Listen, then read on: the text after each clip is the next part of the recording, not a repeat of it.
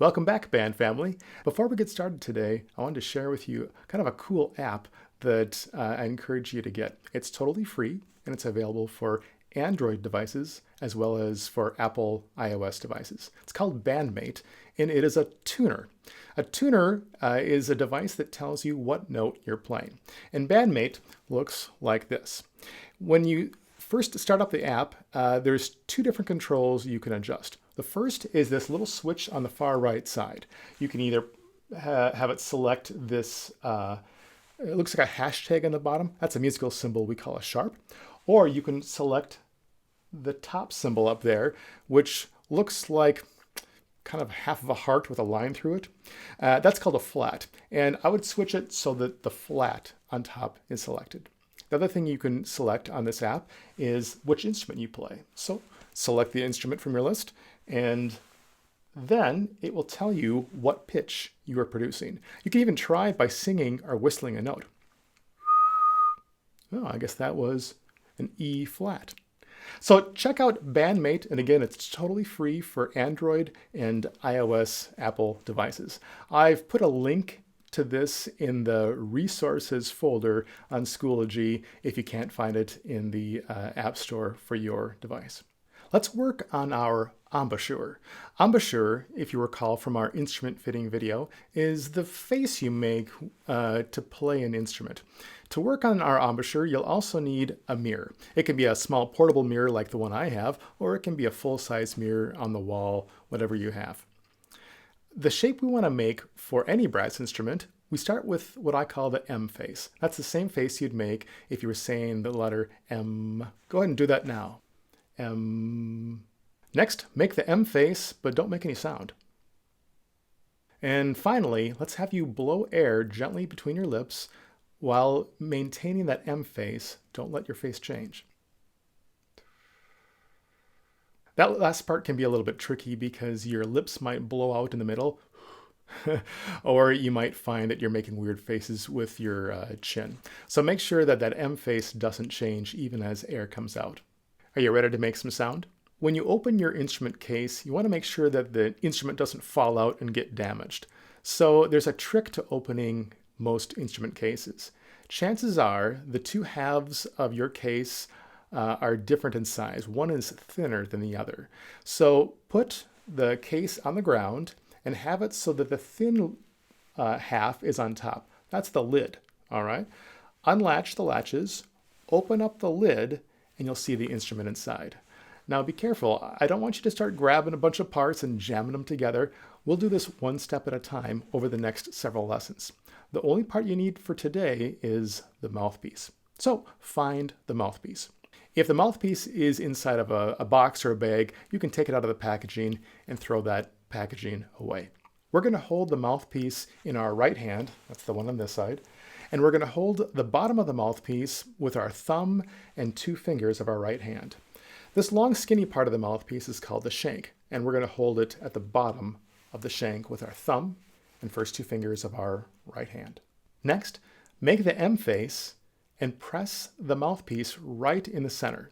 As you do that, double check it with a mirror and then blow air through the mouthpiece. But as you're watching in the mirror, don't let your face shape change at all. You'll notice too that when I bring the mouthpiece up to my face, the mouthpiece comes to me. I don't go to it.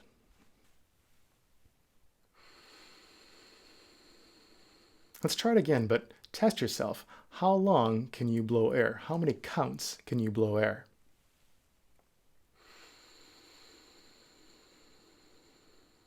All right, now for the magic.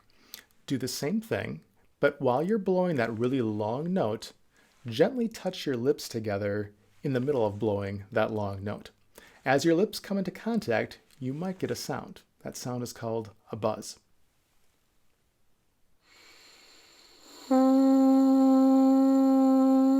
How'd you do? Were you able to get that sound in the middle when your lips gently touch together? This exercise we call air to sound. We actually play this exercise on a lot of different instruments.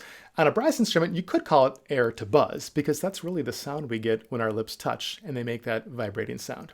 So what I'd like you to do right now is pause the video, grab your mirror, try it several more times and see if you can consistently change from air to sound simply by bringing the lips together. Make sure you're in front of a mirror the whole time. You don't want your face to change shape at all as you do this. If you're having a hard time getting that buzz sound to happen, I've got some suggestions and some tips. First, make sure that your lips are gently touching together. If they don't touch together and you just get air, that means there's still an opening between your lips. The lips do need to touch. If you don't get any sound, but you also can't get any air out of the mouthpiece, that means that your lips are probably squeezing together really, really tight and no air and no sound is coming out. So you need to use just the right amount of pressure between your lips to go from air to sound. As always, don't let your face change shape as you're doing this. If your lips come out, in order for you to get a sound, you're buzzing the wrong part of your lips. It needs to be the M face as you buzz to get the correct part of your lips to buzz together.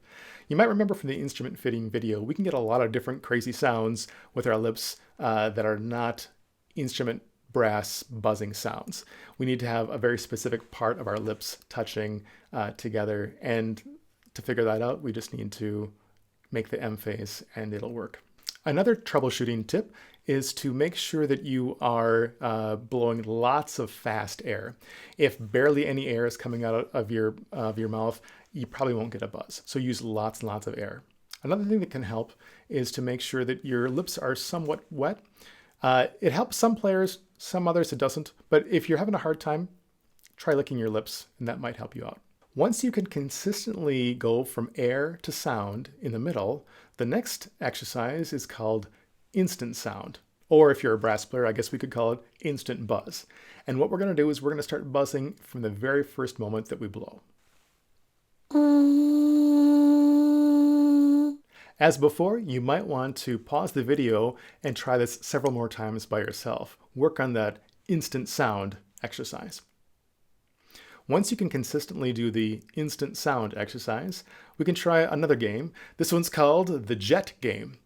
Think about an airplane or a jet plane. As it's flying overhead, you want to make sure that the airplane is very steady.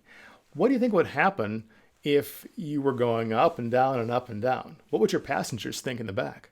Yeah, they'd be screaming. They'd be saying, "Oh, this pilot, what are they doing?"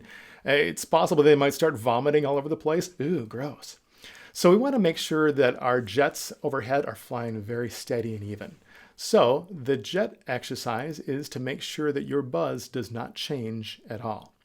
We also want to make sure the buzz doesn't stop in the middle. That would, in an airplane, be pretty scary if all of a sudden the jet engines stopped in the middle of flying. So make sure that jet sound keeps going the whole time. So let's try some jet exercises. Keep the buzz the same the whole time and don't let it stop.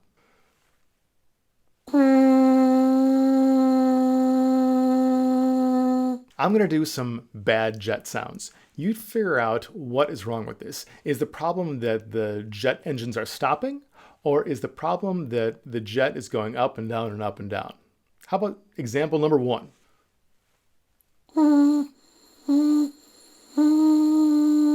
Yeah, the problem that time was that the engines kept stopping. So what's actually happening there is your lips are separating and then coming back together. So if that does happen and you lose the buzz, I mean, yeah, fix it. Start that engine up again, bring those lips together. But it's better to avoid that entirely. Don't let your lips separate and you won't have your jet engines stopping in the middle. Let's try example number 2. Tell me what's wrong with this jet sound.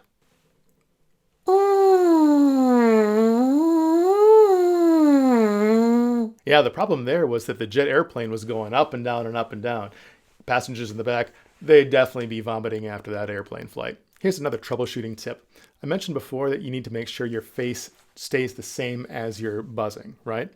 One common problem that some people have is they relax their cheeks and specifically the muscles at the corners of their mouth, and the cheeks puff out. I'll show you what I mean. If you find that your cheeks are puffing out, I want you to firm up the corners of your mouth to bring the cheeks back in. In fact, this is actually a really useful exercise for everybody to try, because by bringing your cheeks in after you've allowed them to puff out, you're finding the muscles that we call the corners. So try this now. Allow those cheeks to puff out, and then bring them back in by firming up our corners right here. Did you notice something about the sound or the pitch that I was producing with those buzz sounds before and after I firmed up my corners? When I firmed up those corners, the pitch went higher. And that is actually the way we get higher notes. We simply firm up our corners. If you relax your corners, you'll get a lower note, but don't relax so much that your cheeks puff out. So the next jet exercise we're going to do is to do high jets and low jets. Try doing that same jet exercise, but this time squeeze the corners as you blow, and you'll find that you're probably going to get a higher note than before. Here's a low jet. Here's a high jet. As with all of our jet exercises, we want to make sure that we are keeping it very steady and even. Don't let your jet go up and down. Pick an altitude. Either play a high jet or a low jet. Firm corners for the high jet, relaxed corners for the low jet. Are you ready for our last game for today's lesson? We're going to play something called dropping bombs, but I need your help to do this. I'm going to make the sound of a bomb dropping from really high going to really low. What I want you to do is when I point to you, I want you to make an explosion sound with your voice, like that, okay? So I'll make the dropping bomb sound, you provide the explosion.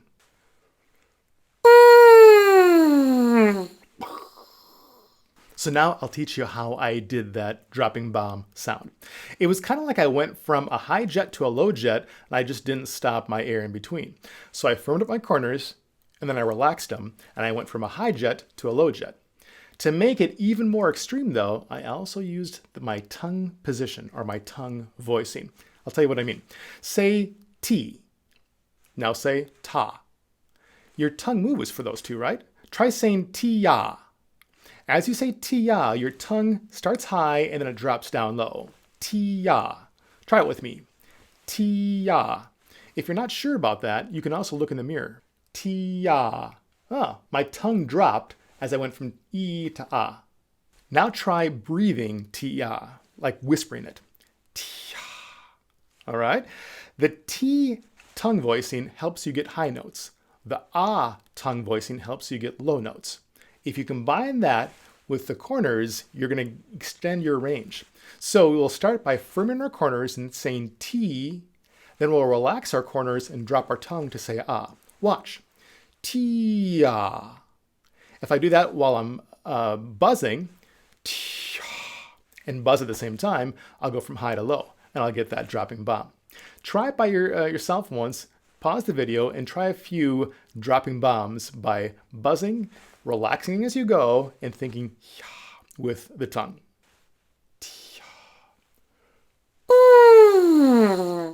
Now, I've been playing for a long time, so I'm able to do a dropping bomb that starts from very, very high and goes to very, very low. Because this is like literally your first lesson, your change of sound might barely move. It'll go from here to there. And in time, you'll get better at starting even higher and better at ending even lower. You get better by practicing. So your goal over the next couple days is every day, play some of these exercises and get better. The exercises I want you to practice every day, I'll use the mouthpiece. Start with air, then air to sound, and then instant sound.